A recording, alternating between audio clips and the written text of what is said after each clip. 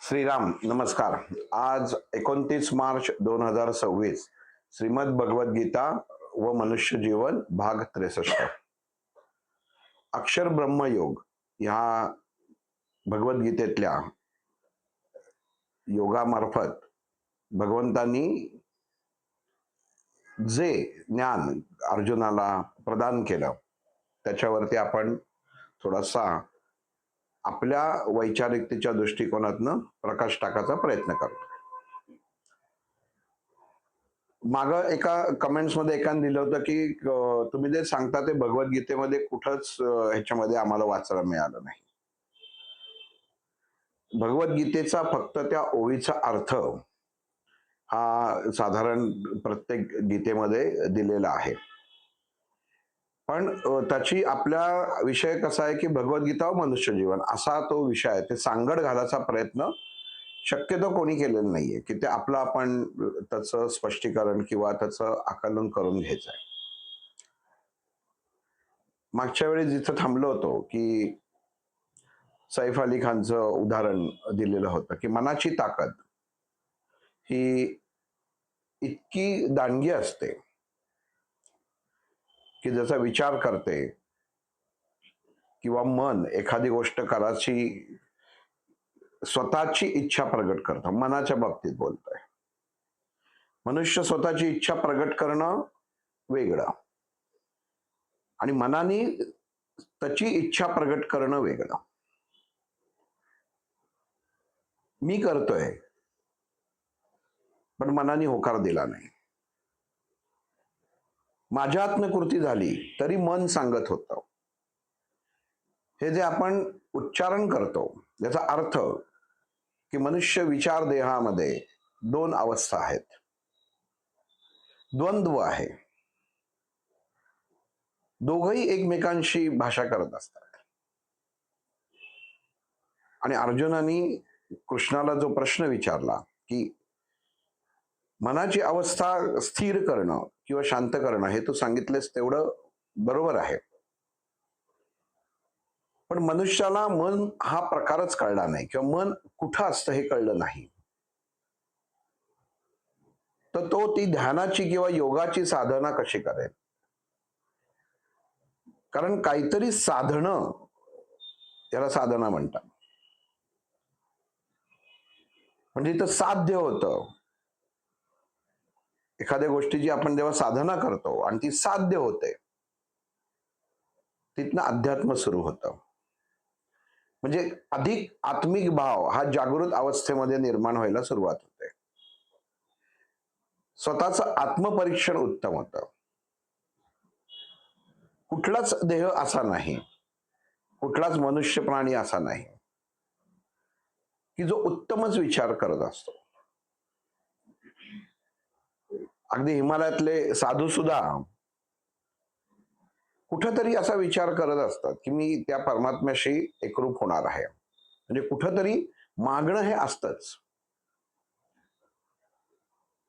आणि जर मागण्याशिवाय किंवा कुठलंही ध्येय असल्याशिवाय जर एखाद्या मनुष्याने साधना करायचा प्रयत्न केला, मला काहीच नको, मला भगवंतांनी जेवढं जसं ठेवलेलं आहे त्याच्यामध्ये मी समाधानी आहे, जी अवस्था जी स्थिती माझ्या जीवनात आता आहे त्याच्यामध्ये मी समाधानी आहे, असं जर मनुष्याने म्हटलं तर तो खोटं बोलतोय असं म्हणण्यात येईल किंवा म्हणता येईल. कारण भगवंत जेव्हा सांगतो तेव्हा त्याचं पूर्णत्व कुठं असतं हे आपल्याला माहीतच नसतं. पूर्णत्व आपण आपल्या अनुषंगाने त्याचा विचार करत असतो की इथं पूर्णत्व आहे.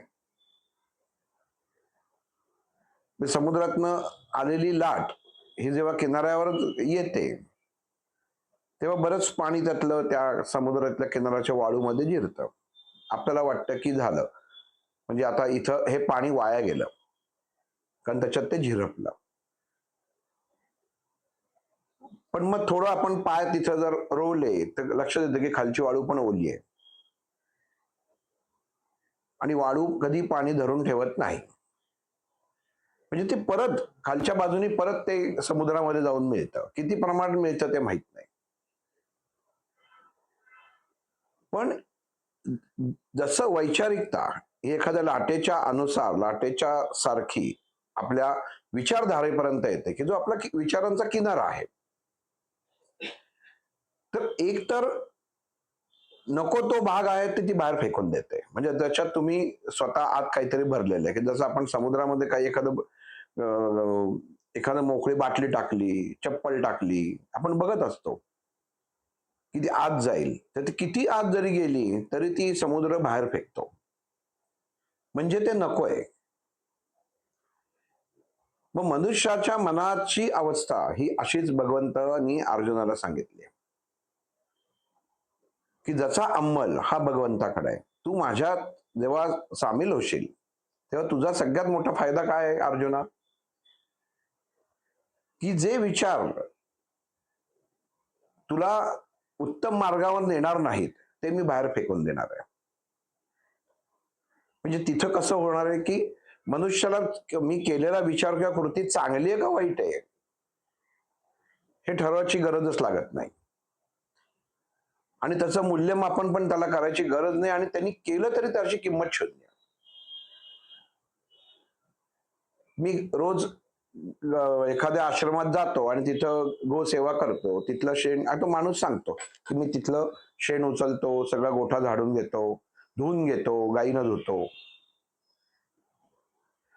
कृती आहे, मग सांगायची गरज काय? ती दिसणारच आहे. मग भगवंत अर्जुनाला इथं सांगतात, मनुष्याचं ध्येयापासून लांब जाण्याचं सगळ्यात मोठं कारण आहे, की मनुष्य मनाने आणि विचारांनी भौतिक गोष्टींमध्ये अडकतो. या पंच महाभूतांमध्ये अडकतो, या षड विकारांमध्ये अडकतो. आणि ही माझ्यामध्ये जेव्हा स्वाधीन होतो, तेव्हा मी या सर्व अवस्थांसकट त्या जीवाला स्वीकारत असतो.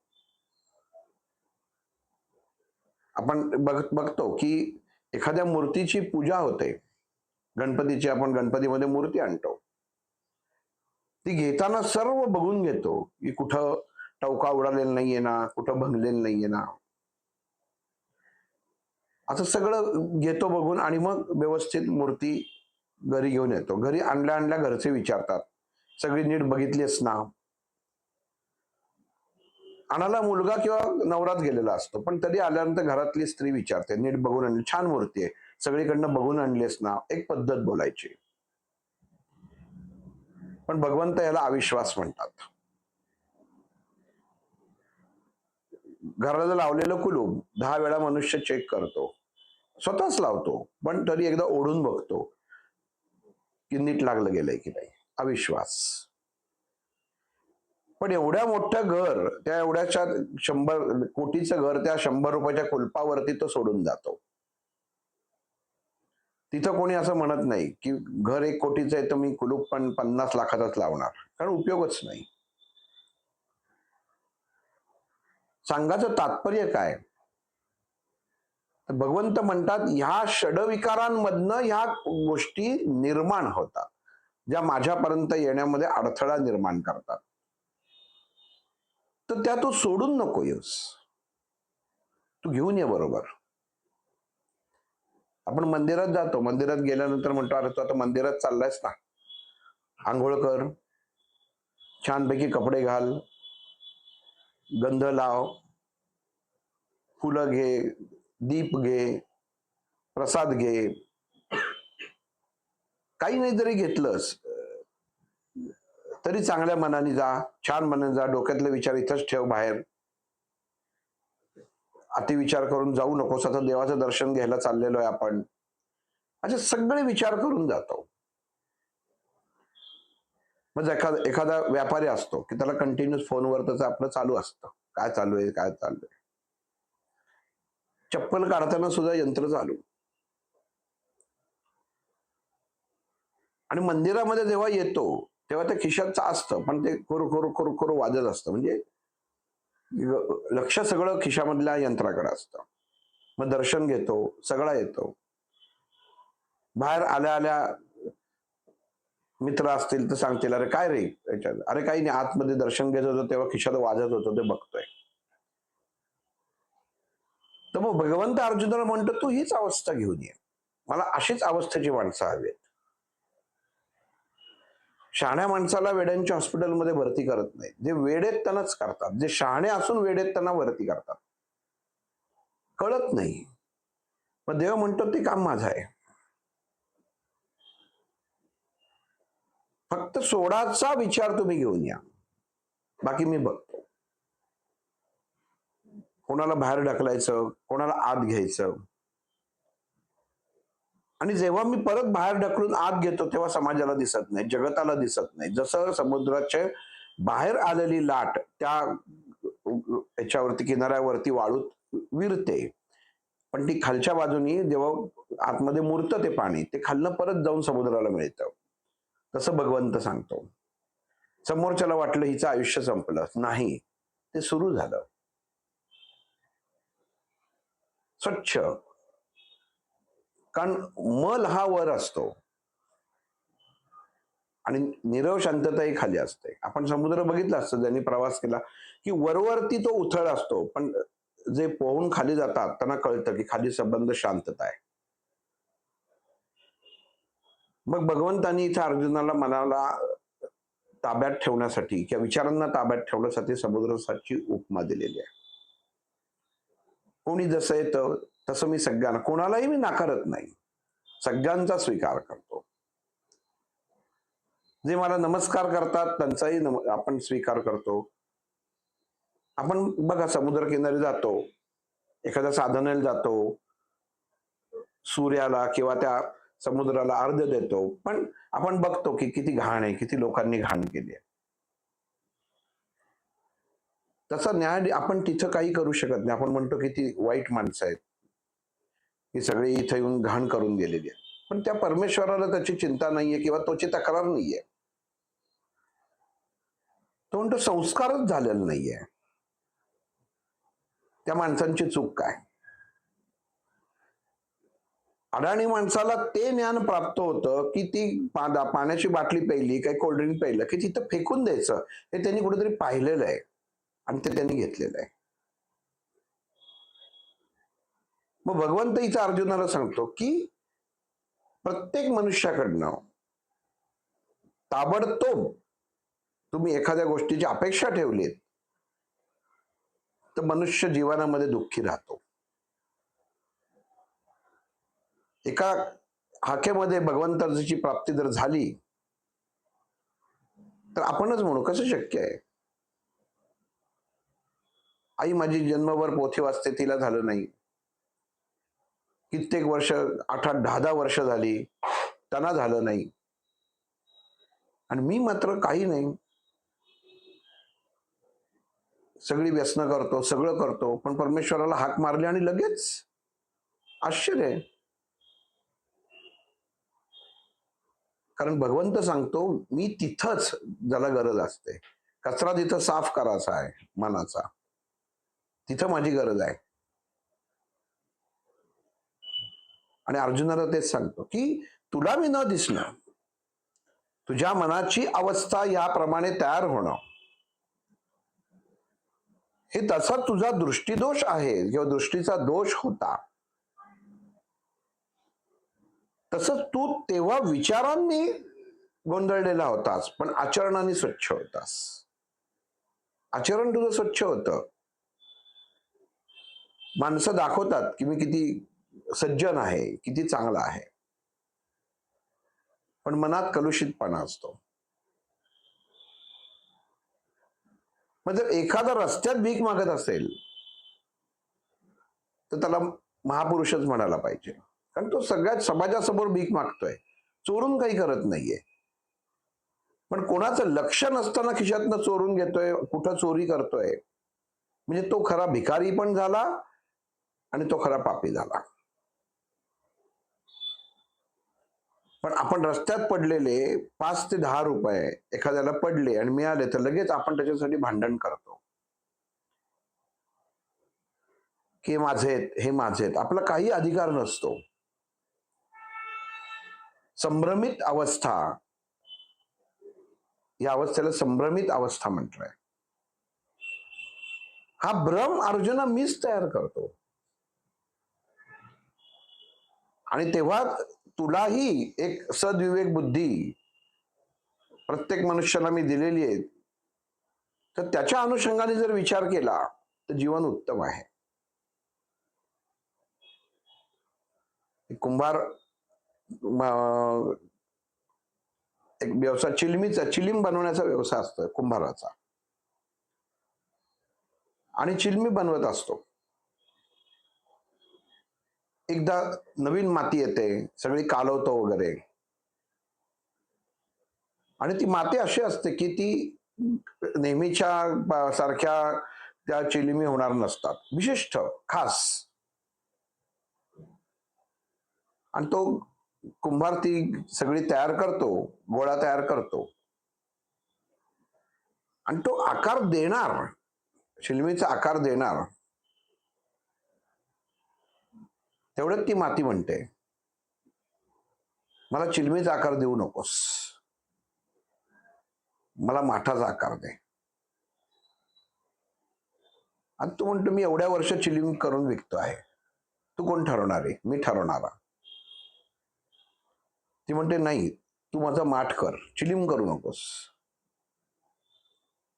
तो ठीक आहे, तो माठ करतो आणि त्याच्यामध्ये पाणी ठेवतो, माठ होतो, मग त्याच्यात पाणी भरलं जातं, थंडगार पाणी येतं, आणि त्याला कळतं, ती माती त्याच्या रात्री स्वप्नात येते आणि सांगते की बघ, तू माझी जर चिलीम केली असतीस तर मी तर जळतच राहिले असते, पण कित्येक माणसाची आयुष्य मी जाळली असते.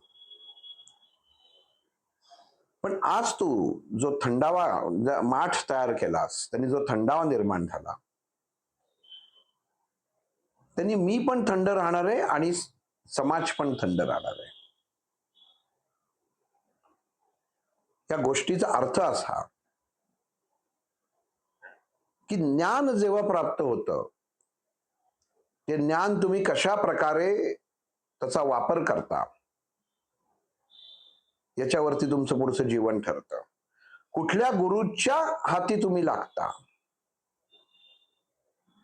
तुमच्या हाती कुठला गुरु लागत नाही, तुम्ही कुठल्या गुरुच्या हाती लागता ते महत्वाचं आहे.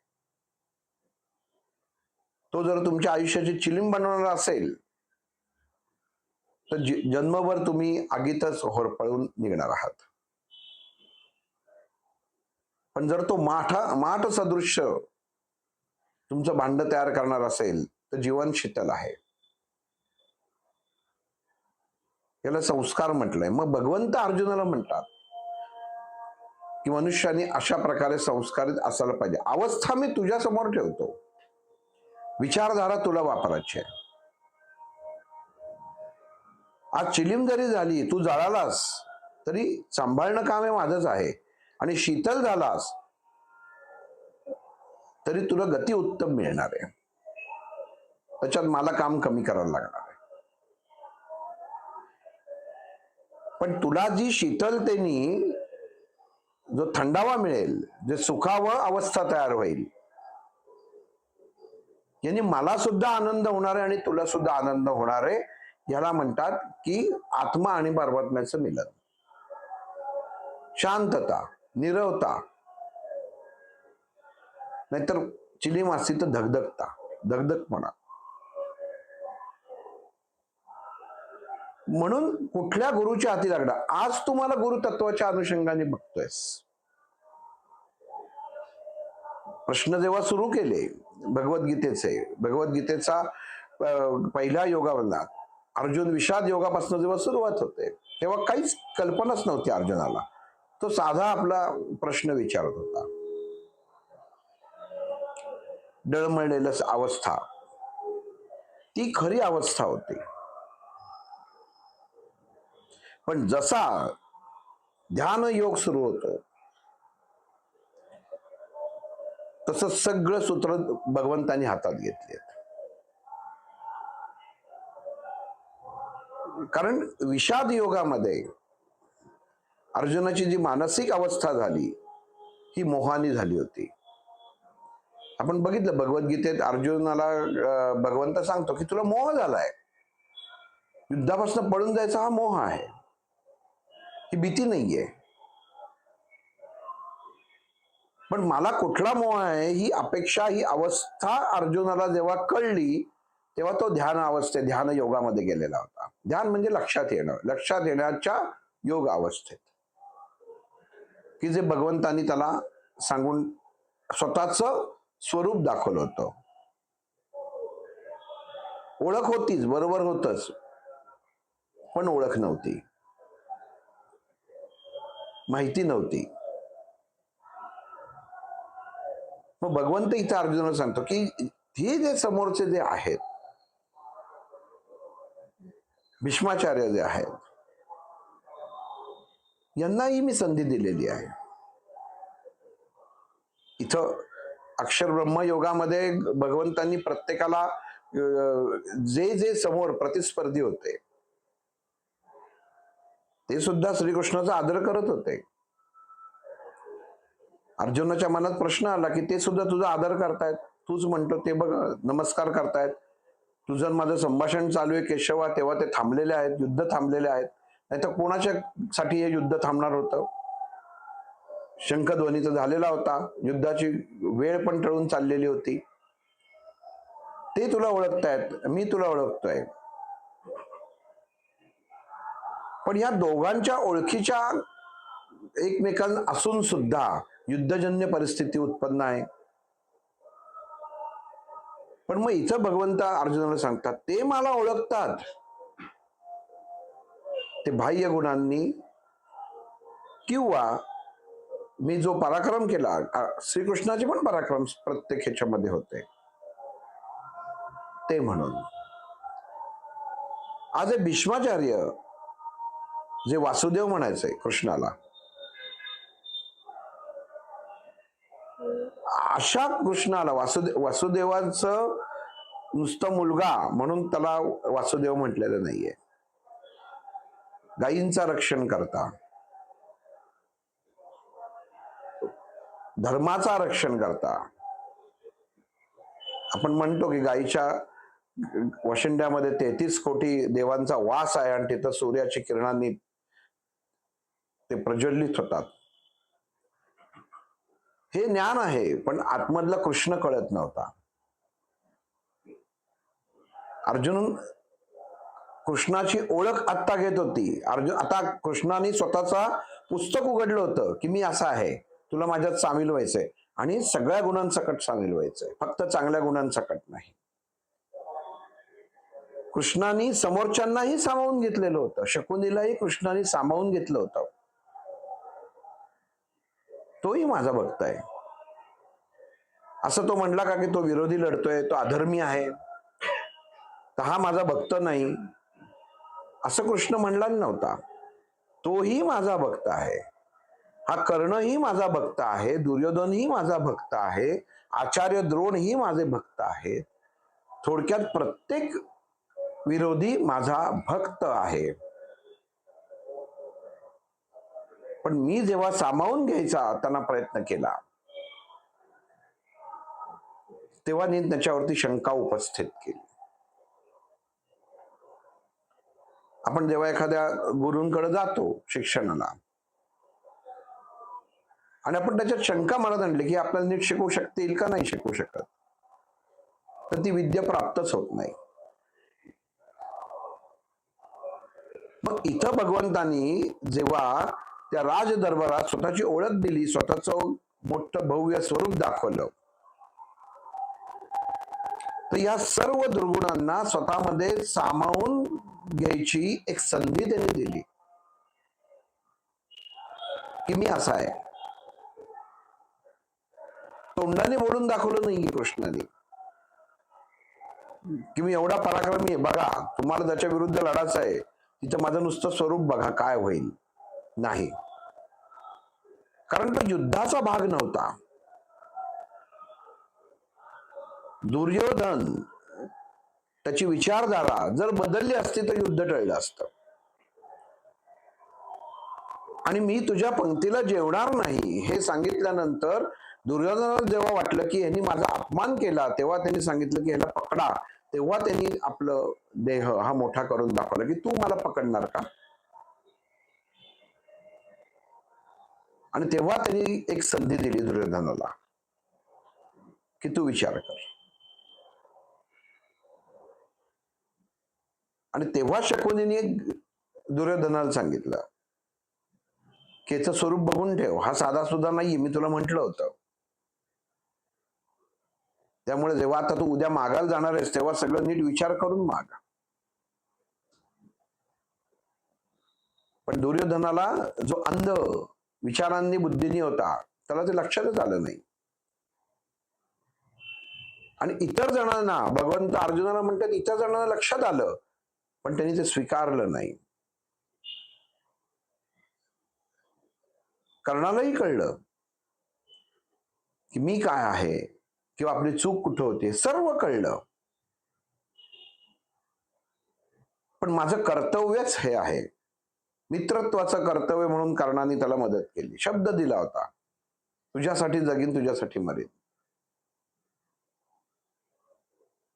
मग इथं भगवंत अर्जुन सांगतात, म्हणजे भगवद्गीता असो किंवा आजही असो, सगळ्यांना माणसाला कर्णाबद्दल खूप कळकळ वाटते. काय त्याच्यावरती अत्याचार झाले, बिचाराला आईने पाण्यात सोडून दिलं, सूतपुत्र म्हणून हिणवला गेला राजपुत्र असून. मग परशुरामांनी नंतर त्याची विद्या हे करून घेतली. या सर्व गोष्टी जरी झाल्या तरी भगवंत अर्जुन सांगतात सद्विवेक बुद्धी जेव्हा मनुष्याला असते आणि त्याची त्याला जाणीव असते आणि साक्षात भगवंत जेव्हा तुम्हाला हात द्यायला येतो, ज्यावेळी श्रीकृष्ण विदुराच्या घरी जेवायला गेले, हे जे इथं फिसकटलं, विदुराच्या घरी जेवायला थांबले, कर्ण तिथं गेला आणि म्हणला की तुम्हाला सीमेपर्यंत सोडतो, तेव्हा अर्जुनानी कृष्णाने ह्याला सांगितलं की तू त्यांचाच भाऊ आहेस म्हणून. हे याच्यासाठी नाही सांगितलं की युद्ध टळावं म्हणून, हे याच्यासाठी सांगितलं की तुझी स्वत्वाची जाणीव तुला करून देणं गरजेचं आहे. भगवंत प्रत्येकाला स्वत्वाची जाणीव करून देतो. त्यांनी कर्णाला त्याची स्वत्वाची जाणीव करून दिली. तू काय आहेस विसरतोयस तू. आजही जीवनामध्ये आपल्याला ज्या संकट येतात, त्रास येतात, तेव्हा भगवंत आपल्याला ह्या ना त्या कारणाने याच्या मार्फत नाही तर कोणाच्या तरी मार्फत जाणीव करून देतात की तू स्वतःला ओळख, स्वतःचा काय आहेस तू विचार कर. साधं व्यावहारिक आपण जर कोणाला म्हटलं तू काय आहेस मला माहितीये, किती भांडणं होतात. वाक्य किती सोपं आहे, मला माहितीये तू काय आहेस. कारण या तू काय आहेसच्या पाठीमागे खूप मोठा इतिहास असतो आणि तो त्याच माणसाला माहिती असतो. त्यामुळे त्याचा तिचा आत्मसन्मान ठेस लागतंय. तसं इथं श्रीकृष्ण प्रयत्न केला कर्णाला की तुला त्याची कीव वाटते. मी गेलो होतो, मी त्याला जाणीव करून दिलेली आहे, त्याची ओळख करून दिलेली आहे की बघ. कारण युद्ध होईपर्यंत यांना कुठं माहिती होतं की हा भाऊ आहे. कारण ते झालं असतं तर अजूनच अडचणी निर्माण झाल्या असत्या. म्हणजे महाभारताचा किंवा भगवद्गीतेचा नीट अभ्यास केला तर कृष्णाने किती गोष्टी स्वतः सामावून घेतल्या आणि त्यांनी किती गोष्टींना सहज त्याने मार्गस्थ केलं हे कळतं. तू मोठा भाऊ आहेस, तुला सर्व मिळेल, विचारलंच नव्हतं पांडवांना. खात्री होती की पांडव माझ्या शब्दाबाहेर जात आहेत, तरी कृष्ण पांडवांच्या बाजूने बोलला न विचारता. भगवद्गीतेचा अभ्यास केल्यावर कळेल. विदुराकडे जेव्हा गेला तर तेव्हा फक्त चर्चा करायला गेला होता 5 गावांची. पण इथं त्यांनी सांगितलं की हे तुझे भाऊ आहेत, बघ सगळं तुला मिळेल.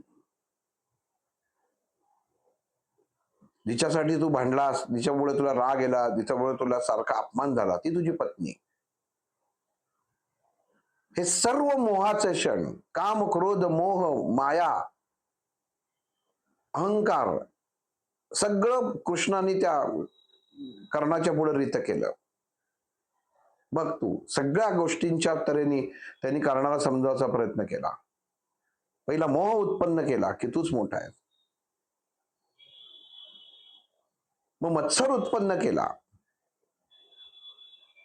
की जे सगळं तुला कळतंय, जे तू ज्यांच्या बरोबर आहेस ते चुकीचं वागतायत, हा मत्सर निर्माण करायचा प्रयत्न त्यांनी सांगायचा प्रयत्न केला करणारा. मायेचा प्रयत्न केला, आई आहे तुझी, काय झालं तरी. अहंकाराचा प्रयत्न केला, बघ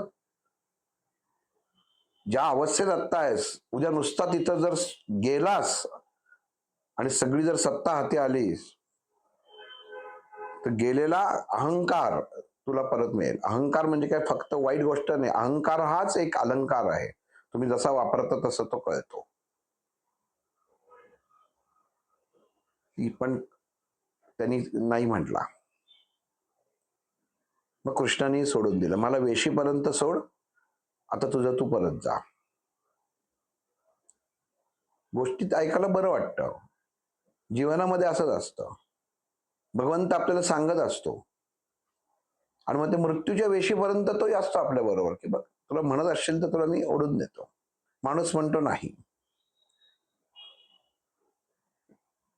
ज्या रेघेवरती येतो तिथं सद्विवेक बुद्धी नावाची रेघ मारलेली असते. तिथपर्यंत कृष्ण आपल्याला बरोबर घेऊन जातो. बघ आता हे तुझं जीवन आहे. जसं कर्णाला सांगितलं तसं ह्या क्षणी आपल्याला भगवंत सांगत असतो, हे तुझं जीवन आहे. मग तू आता बघ माझ्यात मिळत असशील तर तुझं आयुष्य बदलणार आहे. सर्व प्राप्ती, मानानी प्राप्ती, नुसती प्राप्ती नाही तर मानानी प्राप्ती. हे महाभारतातली गोष्ट नाहीये, ही आपली गोष्ट आहे. पण आपण तिथं जसं कर्णानी सर्व असून नाकारलं, भगवंत नाकारला, भगवंताचा विचार नाकारला. भगवंतानी कर्णाला सांगितलं की अरे जे चूक आहे, जे वाईट आहे, इथं नाश ठरलेला आहे, जे अधर्मीय त्याचा नाश ठरलेला आहे, त्याला तू साथ देतोयस. तरी तो म्हणला नाही, मी शब्द दिलाय, मित्रत्वासाठी मी जागणार आहे. म्हणून नंतर कर्ण कितीही शूर होता, कितीही त्यागी होता, कितीही दानी होता, तर त्याची किंमत शून्य का झाली, तर ह्या कारणामुळे झाली. तुम्ही कितीही चांगले असा, तुम्ही कोणाबरोबर आहात याच्यावरनं कळतं की तुम्ही काय आहात. मग कृष्णाने अर्जुनाला सांगितलं, मी त्यालाही सांगितलं, हे केलं होतं. एवढं सांगितलं नाही की हा तुझा भाऊ आहे म्हणून, पण अमुक गोष्टी केल्या होत्या हे सांगितलं होतं. कदाचित आपल्या मनामध्ये प्रश्न येईल, मग तेव्हाच भगवंताने अर्जुनाला सांगायला पाहिजे होतं की हा भाऊ आहे, कदाचित काहीतरी वेगळं घडलं असतं. पण त्याला कृष्णाला हे घडवूनच द्यायचं नव्हतं. कारण अधर्म तो अधर्म स्वतः भगवंतानी प्रयत्न केलेला होता धर्मस्थापनेचा, विना भांडण, विना युद्ध, पण झालं नाही. असं नव्हतं की तुम्ही जाऊन बोला, ठरवा, नाही झालं तर मी जातो. नाही, साक्षात परमात्मा समेत घराला कोण आला होता? साक्षात परमात्मा. जसा आवाज कायम जन्मभर ऐकत होता, तिथं धृतराष्ट्र विचारतोय, वासुदेव आलेत का? ही अवस्था आहे. मनुष्य जेव्हा अति महत्वाकांक्षी आणि अंध अवस्थेत जातो, बुद्धी अंध होते, तेव्हा तो त्या भगवंताचा रोज ऐकणारा आवाजही विसरतो आणि प्रश्न विचारतो, हा भगवंत आहे का? ज्याच्या हातात सगळं होतं त्याचे हात रीत होते. राजा तोच होता, धृतराष्ट्र. दुर्योधन राजा नव्हता, तो राजपुत्र होता. अधिकाराची सूत्र ही धृतराष्ट्राकडेच होती. पण विचार अंध झाले की नाश ठरलेला आहे हे अर्जुना लक्षात ठेव. यांचे विचार नष्ट झाले. या भीष्माचार्यांच्या बद्दल तुला कैवार आहे, ज्या द्रोणाचार्यांच्या बद्दल कैवार आहे, मी तर म्हणेन त्यांच्यापेक्षा हा धृतराष्ट्र तुझे काका चांगले आहेत. ते बुद्धीने आंधळे आहेत, हे मान्यच आहे, पण डोळ्याने आंधळे आहेत हे त्यांचं दुर्दैव आहे. कदाचित ते जर डोळे असते तर त्यांना वास्तवता पाहता आली असते. पण तुझे हे गुरु, हे भीष्माचार्य, हे भाऊ, हे सगळे डोळस आहेत. हे विचार करणारे आहेत आणि विचार करणारे असून त्यांनी मला स्वीकारलेलं नाहीये. मला स्वीकारलं नाहीये म्हणजे भगवंताची प्राप्ती आपल्याला व्हावी का नाही हे स्वीकारलेलं नाहीये. कौरव आहेत, पांडव आहेत, राज्य आहे, आर्थिक भाग आहे, पण साक्षात भगवंत तिथं असतो तेव्हा आपल्याला कुठली काय निवड आपली असायला पाहिजे हे माणसाला कळत नव्हतं, कळलं नाही. हे युद्धाच्या वेळी जर अर्जुन किंवा दुर्योधन हे कृष्णाकडे गेले नसते तर कदाचित असंही झालं असतं की कृष्णाचा सहभाग या युद्धात नसताच. ज्याप्रमाणे द्रौपदी वस्त्रहरणाच्या वेळी असं म्हणतात काही जणांना की कृष्ण बाहेर होता, कारण एखादी गोष्ट जसं आपण म्हणतो ना, परीक्षेत आपल्याला शिक्षक शिकवतात, संस्कार करतात, पण परीक्षेच्या वेळेत ते तिथे नसतात, तेव्हा वेगळे परीक्षक असतात, त्याला परीक्षक म्हणतात. पण शिकवणारे जे असतात ते बाहेर असतात, त्याच आवारात असतात पण बाहेर असतात. तसं जो बरोबर होता ते काय, ज्यांच्या बरोबर या पांडवांच्या शिबिरामध्ये जसं वेळ काळ हा जास्त जायचा अशांची मानसिक अवस्था सुद्धा बदलली गेलेली नव्हती. अन्यथा हा द्यूत खेळत असतानाच युद्धास प्रारंभ झाला असता, तिथंच काहीतरी घडलं असतं, पण तसं घडलं नाही. म्हणून धर्मराजाचं महत्व कमी गेलं. अर्जुनाला जेव्हा भगवंत सांगतायत भाऊ असावा मोठा, पण तो चुकीचे निर्णय घेत असेल तर तो भाऊ चुकीचा आहे हे स्वीकारणं गरजेचं आहे. नुसताच माझा मोठा भाऊ म्हणून तुम्ही जर त्याला मान देत राहिलात आणि तो जर आयुष्याची आपली राख रांगोळी करत असेल, जसं युधिष्ठिराच्या आतनं इथं घडलेलं होतं, तर पापी तो नाहीये, पापी तुम्ही आहात. कारण ज्या माणसाला कळत असतं की चांगलं काय वाईट काय हे कळत असून सुद्धा तो जो ढोंग करत असतो, ती माणसं सगळ्यात घातक आणि पापी मानलेली असतात, त्यांचा भगवंत मदत करत नाही. म्हणून भगवंतांनी तिथं आतमध्ये त्यांच्या बरोबर थांबले नाही. म्हणजे मी शिकवलंय तरी तुम्हाला कळत नाही. मी तुम्हाला प्रत्येक गोष्ट कशी जगावी, कशी असावी, हे भलं माझी ओळख नसेल तरी मी तुम्हाला सांगितलेलं होतं, तरी तुम्ही असे वागताय. कशाला युद्ध केली एवढी? कशाला शंकराला एवढी तपश्चर्या करून पशुपात अस्त्र तू घेतलंस? कशाला इंद्राला लढून ते वज्रास्त्र घेतलंस? उपयोग काय? चुकीच्या गोष्टी घडत असताना, अधर्म घडत असताना जेव्हा तू वापरलं नाहीस आणि तुला तिथं भगवंताचं साह्य नंतर लागतं, युद्धजन्य परिस्थिती उत्पन्न झाल्यावर याचा अर्थ तुझं स्वतःचं अस्तित्वच नाही. ही 5 जणांची अस्तित्व नव्हती. भगवान म्हणतो ही 5 जणांची अस्तित्व नाहीच आहेत. भीमाचं करायचे काय गुण एवढा? बकासुराला तेव्हा मारलंस, उपयोग काय? आई म्हणाली जा मार. काही ठिकाणी त्याचा अभ्यास केलाय, तिथं असं लिहितात की तो भीम एवढं जेवायचा की जी काही माधुकरी मिळायची ती त्याला 80% भाग त्या भीमाला द्यायला लागायचा. खरं खोटं मला माहित नाही, पण हे एका ठिकाणी म्हणजे एका पुस्तकामध्ये वाचलेलं आहे. म्हणून आईने भीमा, नाही तर अर्जुनाला पाठवलं असतं, पण भीमाला पाठवलं. राक्षस म्हटल्यानंतर तिथं वर्णन करून आलेलं नव्हता की तो पैलवानासारखा असेल वगैरे. आणि प्रत्येक लढाईमध्ये अर्जुन गेलेला आहे, फक्त याच लढाईमध्ये भीम गेलेला आहे. वैयक्तिक स्थिती सांगतोय, पण तिथं भीमाला पाठवलं.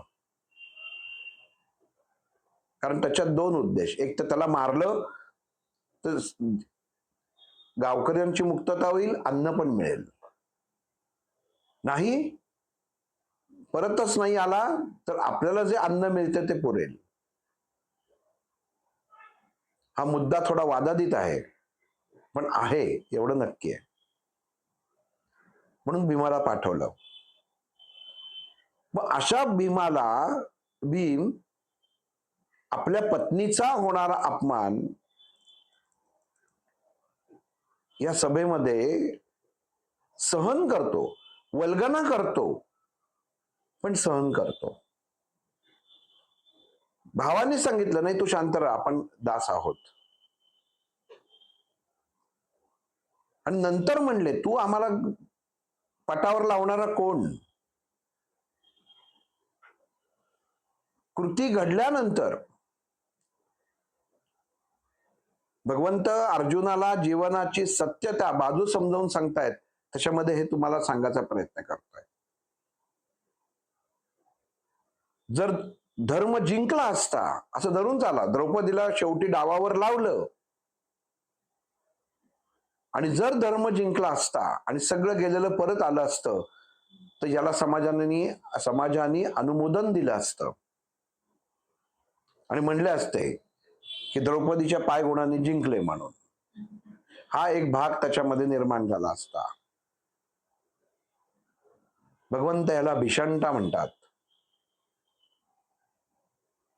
की ज्याच्यातनं काही प्राप्तच होणार नाही ते सुद्धा तू मोकळं केलंस. अशा मानसिक अवस्थेमध्ये तुम्ही उच्च शिक्षित असून, तुझं शौर्य असून, प्रत्येक क्षमता असून, तुमच्याकडनं तुमची कृतीमधनं जर ते दिसलं नाही तर तुम्ही नपुसक आहात. डावावरती भावानी आज आहे की मोठ्या भावानी कर्ज घेतलं तर बाकीचे भाऊ म्हणतील त्याला पकडा, त्याचं घर तिकडे राहतो, आमचा काही संबंध नाही. पण इथं तसं नव्हतं. इथं भावानी चूक केली आणि इतर जणांनी मानली. ही चूक आहे हे भगवंतानी तेव्हा सांगितलं. बायको त्याची एकट्याची नव्हती. तुम्ही लावूच कशी दिली? तुम्ही विरोध केलात का? विरोध नाही केलात. विरोध केला नाहीच याला भगवंत पाप म्हणतात. चुकीच्या गोष्टी घडत असताना जर आपल्याला समोर दिसत असतील आणि जर तुम्ही मूग घेऊन बसत असाल, त्याला विरोध करत नसाल, तर कर्माच्या सिद्धांतानुसार तुम्हाला ते महापाप म्हणून तुमच्या खात्यात पडतं. भगवंत मदतीला येत नाही. आणि त्याच्यामुळे हे तुम्ही सगळे साक्षीदार आहात. हे जे सगळं समोरचे जे आहेत हे सर्व साक्षीदार आहेत की सगळ्यांच्या हातामध्ये तेवढी मनामध्ये ताकद होती. भीष्माचार्य जरी म्हणले असते तरी आज युद्धाच्या स्थितीमध्ये एक व्यक्ती पुढे जसं हे सरकेल तेव्हा कळेल की एक व्यक्ती नामोहरण करून ठेवलं होतं सगळ्यांना, आणि तीच व्यक्ती जी जगताला ज्ञानाचे धडे देत होते, तीच व्यक्ती जी महाभारतात उच्च मानली गेली, तीच व्यक्ती जिने खुद्द स्वतःच्या गुरूंचा पराभव केला, परशुरामांचा पराभव केला, तीच व्यक्ती एका स्त्रीच्या अत्याचाराच्या विरुद्ध उभी राहू शकली नाही. का? तर शब्द, मी सपोर्ट करेन, मी यांच्या बरोबर राहील. भगवंतानी त्याला सांगितलंय महामूर्खपणा. अहंकार झाला तो. भगवंत त्याला अहंकार म्हणतात. मीपणाचा अहंकार. मी शपथ घेतलेली आहे, मी यांना इथं ह्याच्या जागी ह्याला हा कसाही वागो, माझा पाठिंबा आहे. म्हणजे जेवढं सगळं केलं एवढ्या वर्षामध्ये ते सगळं पाण्यात गेलं. लक्षात घ्या, महाभारताचं युद्ध चालू हे असताना भीष्माचार्यांची सुद्धा जी तपश्चर्या होती, त्यांच्याकडे सुद्धा जी शस्त्र अस्त्र सगळी होती, त्याचा जर अभ्यास केला तर कौरवांच्या बाजूनी एकमेव व्यक्ती पुरेशी होती. आणि अशा व्यक्ती आता समोर मुळात सेनापती म्हणून समोर येणार होती. पण भगवंतानी अर्जुनाला सांगितलं, घाबरू नकोस, हे काहीही करू शकणार नाहीयेस. तू तर एक भावनिक मूर्खपणाचं लक्षण आहे तुझ्याकडे, की माझे यांच्या हाताला धरून मी चालला शिकलो वगैरे, काही नाही. हा एक भाग झाला, भावनिक भाग झाला. आणि दुसरा भाग असा झाला, हे काही करू शकणार नाहीत. का करू शकणार नाहीत? कारण सगळं करण्याच्या अगोदर माणसाला, जो जेवढा माणूस शूरवीर असतो आणि त्याला जेव्हा कळतं की माझ्या इथं चुका झालेल्या आहेत, तो लढूच शकत नाही, त्याला लढताच येत नाही. आणि हीच अवस्था भीष्माचार्यांची झाली होती. मनात घुसमट होती, पण ती आता वेळ निघून गेली होती. आणि अर्जुनाला कृष्ण तेच सांगतोय, मला नमस्कार केला, दरबारातही केला, इथंही केला, शब्दाला मान देऊन थांबले, पण त्याचा उपयोग काही नाही, स्वार्थासाठी थांबलेत. कारण युद्धाचा निकाल काय आहे हे त्यांना माहितीये. मनुष्य सहजरित्या, आपण म्हणतो की भीष्माचार्यांना नंतर बाणांच्या शय्येवरती शरपंजरी झाले, झोपावं लागलं. कशाला? आपण कधी विचार करतो कशाला ही पाहिजे भीष्माचार्यांची अवस्था? भीष्माचार्यांची अवस्था ही आपली अवस्था आहे. जीवनामध्ये असे हजारो बाण आपल्या शरीरामध्ये खुपसून आपण भोगामध्ये का जगायला पाहिजे? जर अगोदरच तुमचं सद्विवेक बुद्धी जागृत अवस्थेत आली असती आणि भीष्माचार्यांनी मान्य केलं असतं की मी लढणारच नाही, जरी म्हणले असते तरी चाललं असतं. पण आपण कशाचं कौतुक करत बसतो? युद्धभूमीवरती बाणांच्या शय्येवरती झोपले. भगवंताला ह्या विचारधारेचा विरोध आहे. भगवंत म्हणतो, मनामध्ये उत्पन्न होणारं दुःख भावना अशा ठिकाणीच व्यक्त होणं गरजेचं आहे की जिथं मुळात ती व्यक्ती, ते व्यक्तिमत्व त्या योग्यतेचं असेल. तर अर्जुनाने त्यांना मारलंच नसतं, म्हणजे ती मनाची अवस्था निर्माणच झाली नसती आणि त्यांचीही झाली नसती. म्हणजे याच्यामध्ये खेळलं कोण? तर श्रीकृष्ण. त्याला सामावून घ्यायचं होतं. नुसतं वासुदेव नमस्कार असं जर जेव्हा भीष्माचार्य कृष्णाला म्हणतो, कृष्णाने म्हटलं असतं की तुम्ही लढू नका, तुम्ही बाजूला बसा, तरी भीष्माचार्य बाजूला बसले असते. पण कृष्णाने तसं म्हटलं नाही.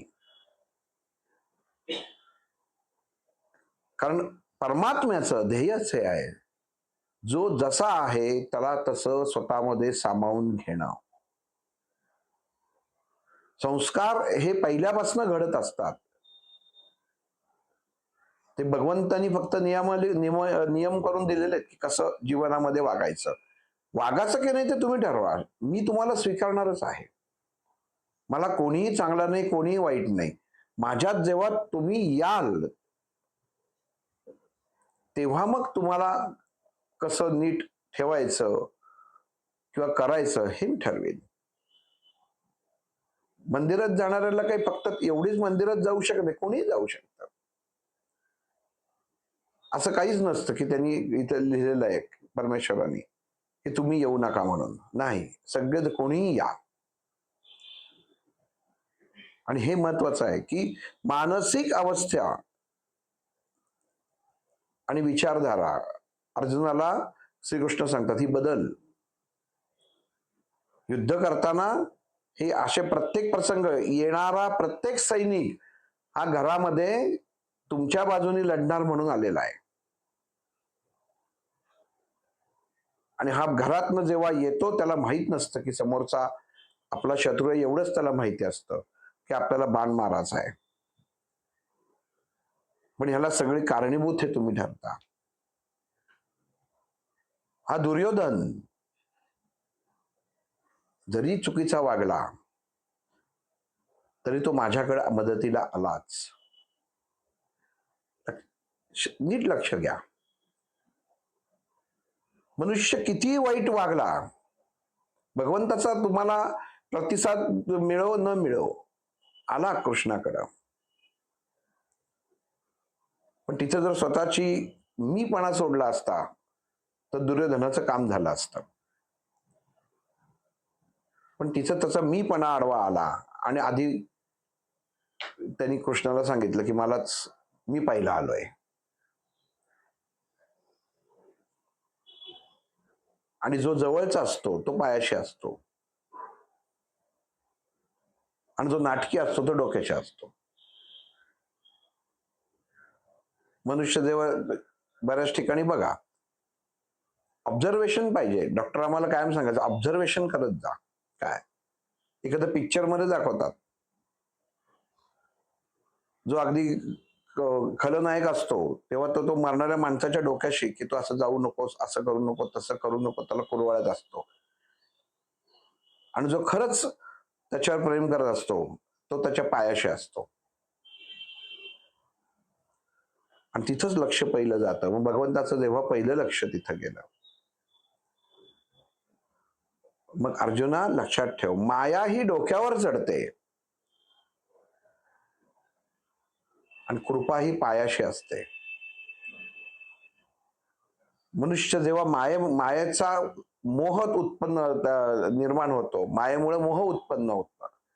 मोह माया आणि माया 2 नंबरला गेली बघा. पहिला माया उत्पन्न झाली, मग मोह उत्पन्न झाला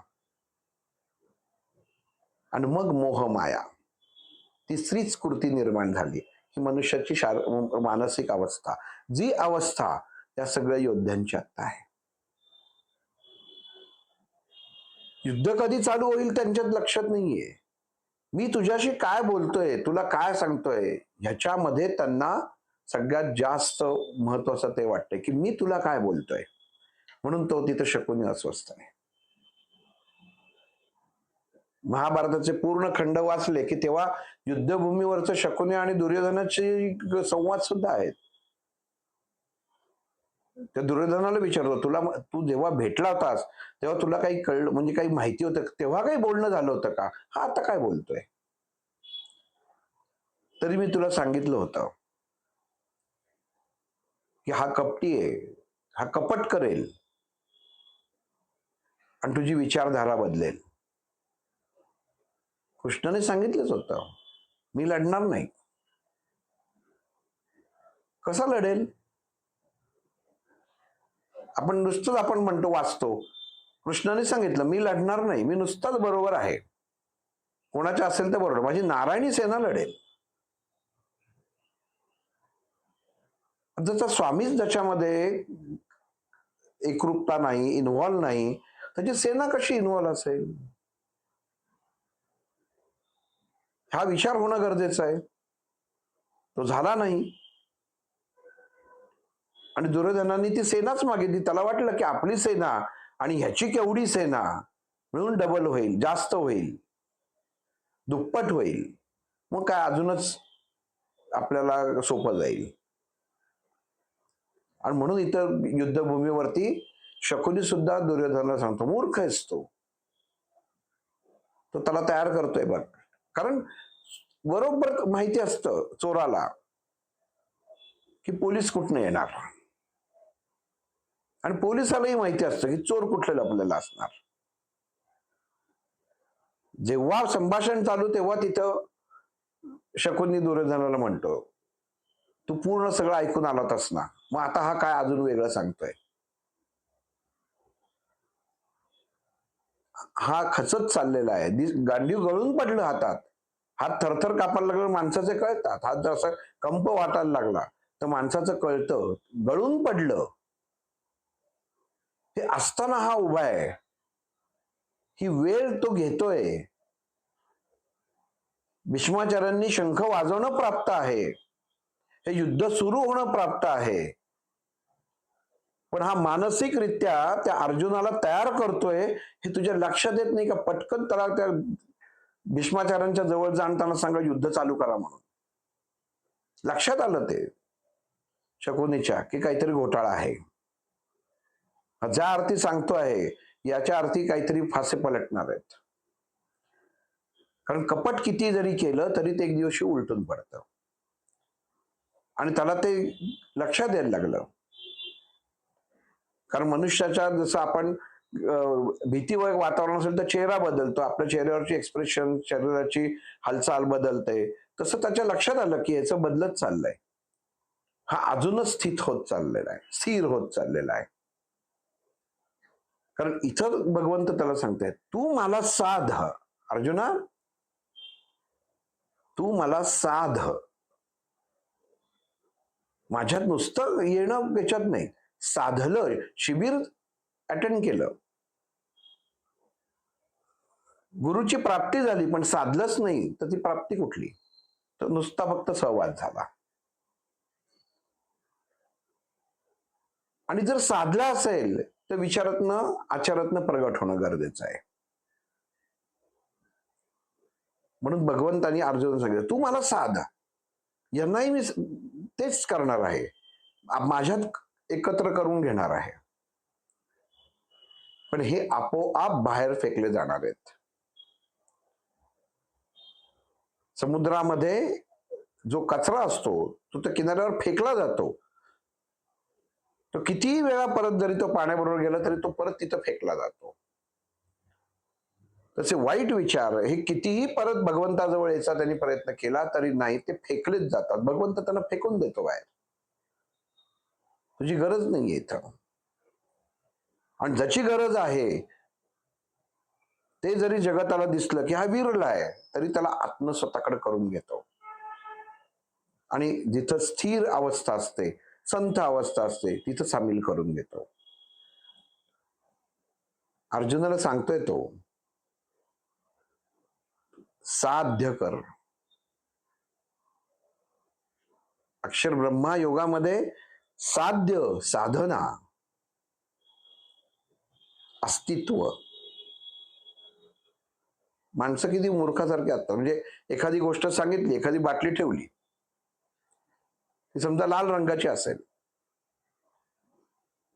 आपण इकडनं म्हणतो, एक अजून दुसरं उदाहरण सांगतो की एखाद्या साडींच्या दुकानामध्ये 2-4 बायका बस्ता बांधायला जातात, त्यातली एक फिरत्या रंगाची साडी काढली जाते. मग ती एक बाई म्हणते, कशी आहे? नाही, ती म्हणते नाही, जरा जास्त निळी दिसतीये.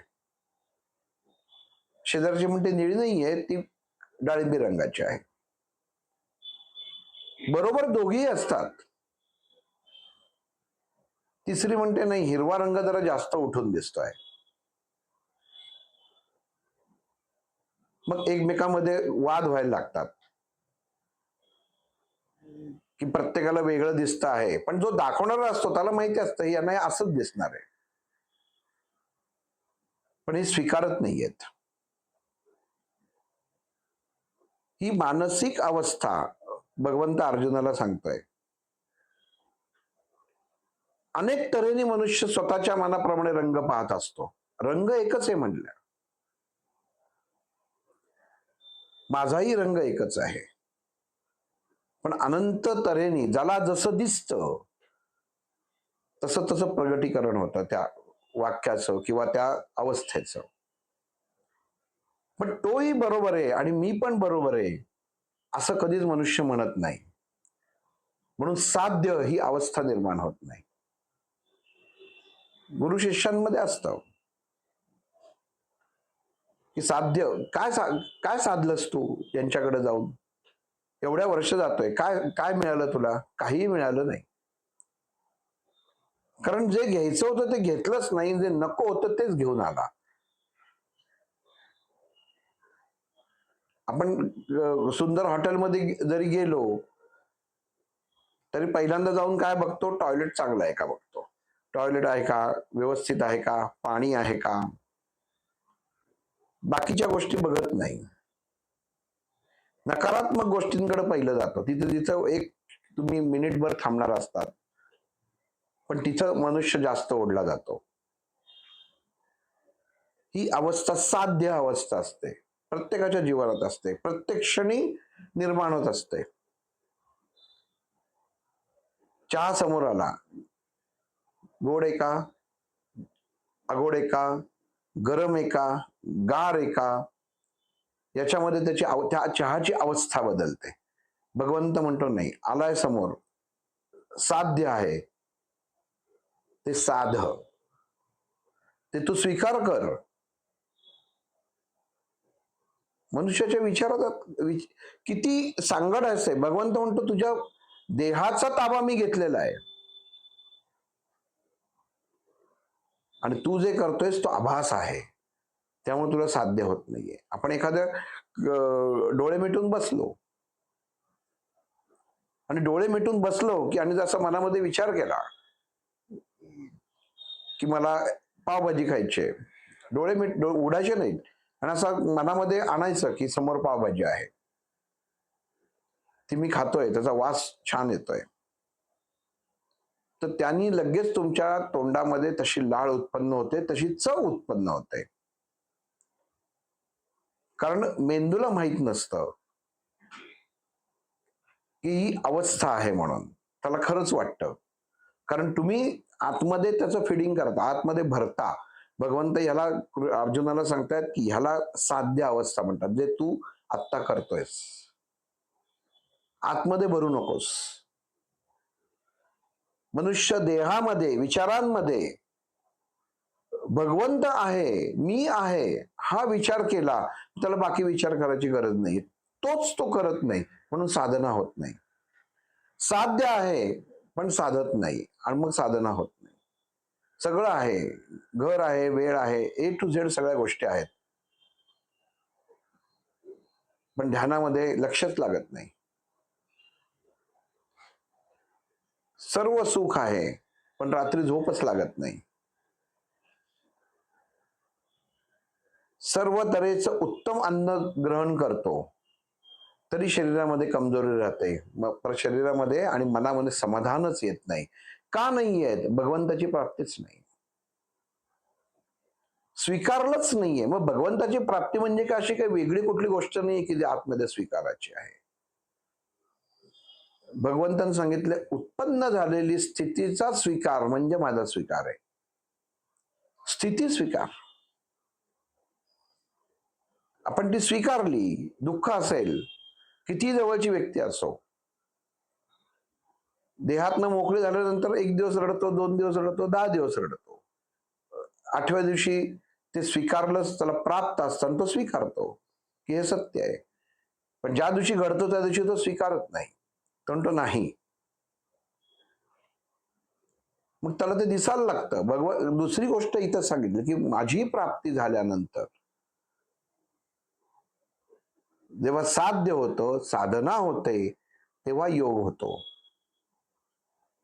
अक्षर ब्रह्मामध्ये योग हा विषय खूप महत्वाचा सांगितलाय. साध्य, साधना आणि योग. साध्य काय करायचं आहे? काहीच नाही करायचं. जसं आहे तसं लोटून द्यायचं आहे. तो ठरवणार आहे कसं मला नीट करायचं. मग साधना म्हणजे काय? असं वेगळं बसायचं आहे, चला सगळे साधनेला चला, नाही. भगवंताचं आणि तुमची एकरूपता ही साधना आणि मग योग. मग भगवंत म्हणतो तुझ्या बाबतीत जो योग निर्माण करणार आहे, तुझ्या बाबतीत जो योग मी जेव्हा ही महाभारतामध्ये युद्धाची जेव्हा अवस्था सुरू झाली, तो क्षण यायला लागला जवळ की आता युद्ध होणं गरजेचं आहे. कारण शकुनीने दुर्योधनाला पण सांगितलं की जाऊन सांगताना, तो क्षण याची जेव्हा लागली तेव्हा भगवंतांनी अर्जुनाला सांगितलं ही वेळ मी आणतोय, पण काळजी करू नको, कोणी याच्यातलं समोर तसं युद्धाला तयार होणार नाहीये, पण ती अवस्था मी निर्माण करून घेतो. गांडीव तू उचललंस तर समोरच्यानं वाटेल हा तयार झाला.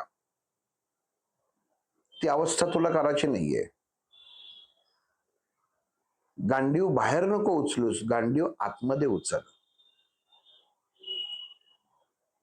मानसिक अवस्था जर कणखर असेल तर बाह्य कृती क्षणात होते.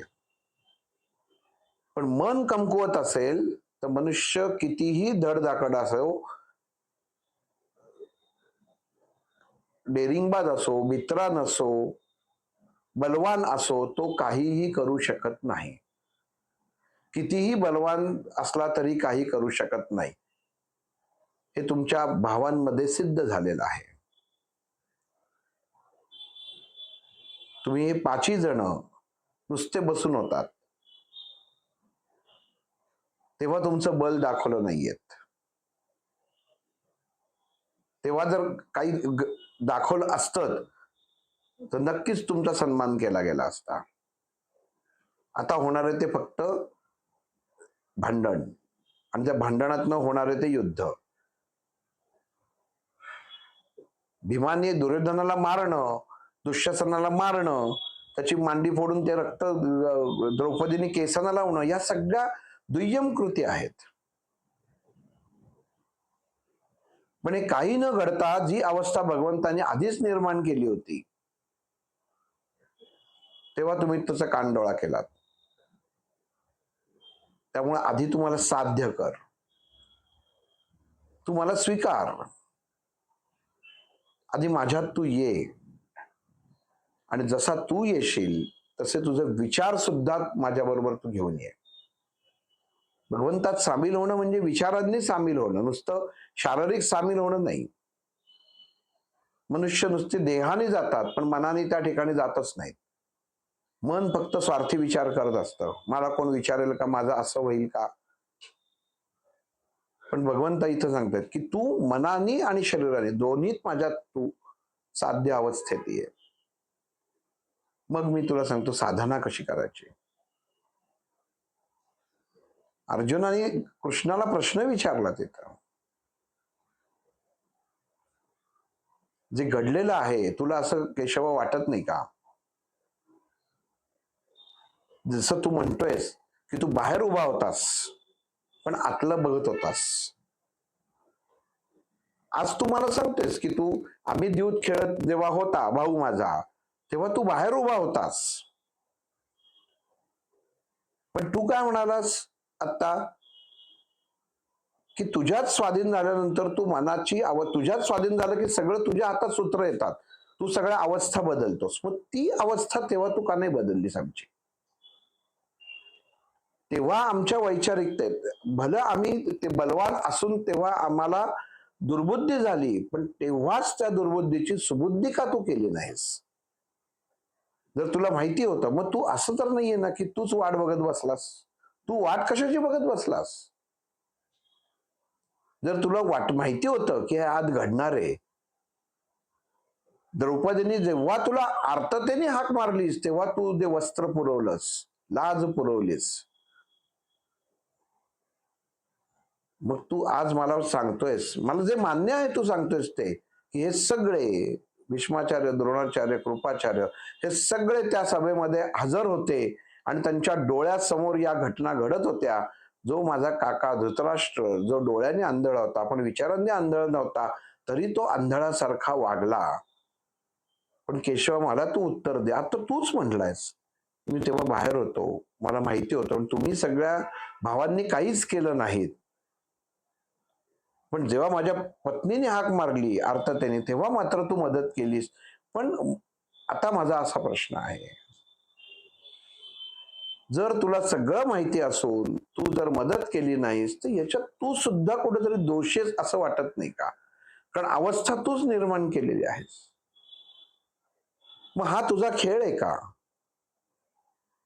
मनुष्य जीवनामध्ये अशा अवस्था निर्माण करायच्या आणि त्या अवस्था निर्माण झाल्यानंतर त्याचं उत्तर शोधण्यासाठी प्रत्येक सर्वसामान्य माणसांनी तुझ्यामध्ये विलीन व्हायचं आणि त्याची स्वतःची अवस्था बदलली जाते. तुझ्यात विलीन झाल्यानंतर ती स्वीकारून त्याचं पुढचं जीवन जगायचं, असं तुझा उद्देश आहे का? म्हणजे असं वाटत नाही का तुला की तूच जास्त अपेक्षित आहेस? अर्जुनाने कृष्णाला हा प्रश्नच केला होता, माझ्याकडनं अपेक्षा आहे ना युद्ध करायची? मग भगवंत हा नियमच आहे ना रे. अपेक्षा हा प्रत्येक माणसाचा एक जीवनाचा अविभाज्य भागच आहे. मनुष्याने अपेक्षाच केल्या नाहीत तर त्याचं जीवन कसं जगेल? आज तुलाही वाटतं की मी या धर्माच्या अधर्माच्या विरुद्ध लढावं धर्माच्या बाजूने, ही तू अपेक्षाच आहेस. म्हणून तर तू या स्वार्थापोटी अर्जुन भगवंताला म्हणतोय, भगवंता ही स्वार्थ आहे की तू मला तुझ्यात स्वाधीन करतो. मी तर होणारच, पण हा माझा नाही, हा सर्वसामान्यांचा प्रश्न आहे. अवस्था तू उत्पन्न करतो, दुःखद अवस्था तू उत्पन्न करतो, विचार तू उत्पन्न करतोस. ज्या कर्णाला पाण्यामध्ये सोडलंस त्या अवस्थेमध्ये सोडताना सुद्धा तू होतास आणि आज समजवताना सुद्धा तू होतास. ती अवस्था निर्माणच का झाली? मनुष्याच्या जीवनामध्ये दुःख हे निर्माणच कशाला होतात? भोग हे निर्माणच का होतात? की हे जर त्याची वाईटाची उत्पत्तीच झाली नाही तर चांगलं वाईट हे राहणारच नाही. मग या गोष्टी घडणारच नाहीत. तू जर प्रत्येकाला व्यवस्थित विचारधारा दिलीस, सामंजस्य दिलंस, सुबुद्धी दिलीस तर घराघरात भांडणं पण व्हायचे नाहीत. मग तुला भगवंत असं वाटत नाही का की या रणांगणावरती घडणाऱ्या प्रत्येक अवस्थेला हा तूच जबाबदार आहेस? जेव्हा दुर्योधनाने सांगितलं की तू माग की मी पाहिजे का नारायणी सेवा पाहिजे, आणि जर त्यांनी तुला मागितलं असतं तर तुम्हाला कशी मदत केली असतीस? तेव्हा तू तर माझ्यापासून लांब झाला असतास. आणि जर तू म्हणत असशील की त्यांनी नारायणी सेना मागावी ही बुद्धी त्याच्यामध्ये मीच निर्माण केली, तर तेव्हा त्याच्यामध्ये युद्ध होऊ नये ही बुद्धी तू का निर्माण केली नाही? याचं तू केशवा मला उत्तर दे. मग भगवंत याला काय उत्तर देतात आपण पुढच्या भागात. श्रीराम.